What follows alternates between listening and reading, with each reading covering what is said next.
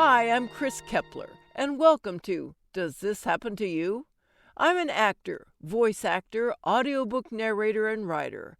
I love reading, pondering, and sharing humorous stories about the freakish things that happen in everyday life. That's why this podcast features funny stories from fantastic writers about our daily aberrations, a micro audiobook about life and befuddlement just for you. Our story this week is from Michelle Tuheu, who you'll find on Medium.com, and here is My friend's partner locks up the butter to keep her out of it. Otherwise, she goes on a binge. One of my friends told me recently that her partner keeps certain foods locked up. They have a small safe in the refrigerator. There's one in the freezer, too. He keeps other items inside a padlocked cupboard. But don't be shocked, it was her idea. She struggles with food binges. Especially when she eats an edible, she said. She has trouble controlling herself around certain foods. Her solution to this has always been to refrain from buying anything she doesn't want to eat. But her partner loves to keep all kinds of treats in the house. He's someone who could actually stand to gain a few pounds, so he has no understanding of how hard it is for other people to just not eat the cookies and chips and candies he likes to keep around. I get it. Daytime Michelle can walk through a grocery store and stay completely cool. No way, chocolate candy, I don't need you, I say.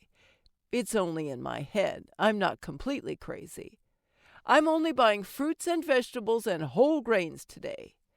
I often walk out of the grocery store with a cart any dietitian would approve of. Nighttime Michelle is a different animal.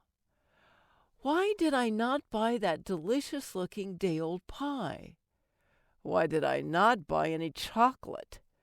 Why did I not purchase the ingredients to make a cake?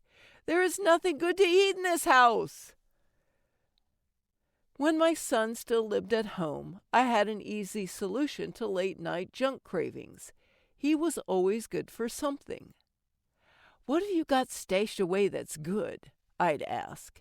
He'd offer some Halloween candy in December, or some Christmas candy in April, maybe some Easter candy in July.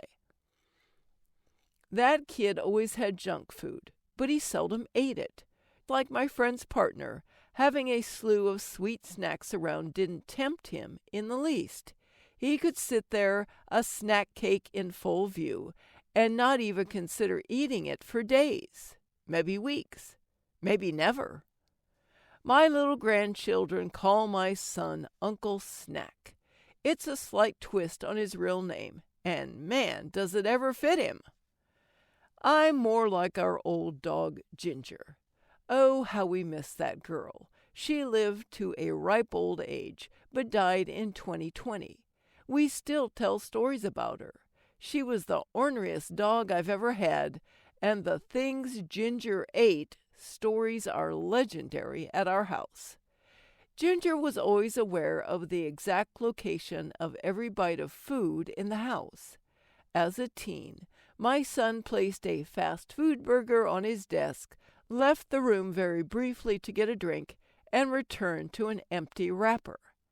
Ginger sat on the floor with a completely innocent look on her face, like, I don't know why you're looking at me.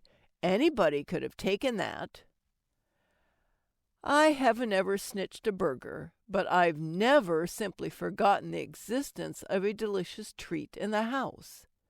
As my quite thin son said, you have a different relationship with food than I do.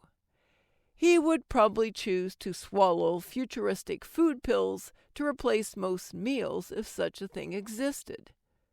Even when I cook his favorite foods, he eats a very moderate portion. I locked up my food once. It was the summer of 1987, just before my senior year of college.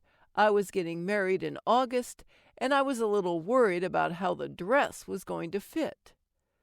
Most of you have never seen one of those ancient refrigerators with rounded edges, but the tiny house I rented had one. It was very old even then, and someone had installed a hasp and staple on it.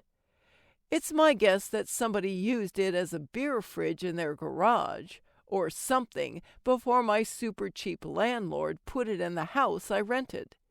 It worked fine and my rent was cheap, so I didn't care. I wanted to lose a few pounds, so I padlocked the refrigerator and ordered a friend of mine not to give me back the key, no matter what, for some period of time. This was dumb because I didn't even have much food in it. I couldn't regularly afford groceries at that point. A couple of days later, I was so damned hungry that I begged her to hand over the key. She did. I fit into the dress just fine anyway. That's obviously not a healthy behavior.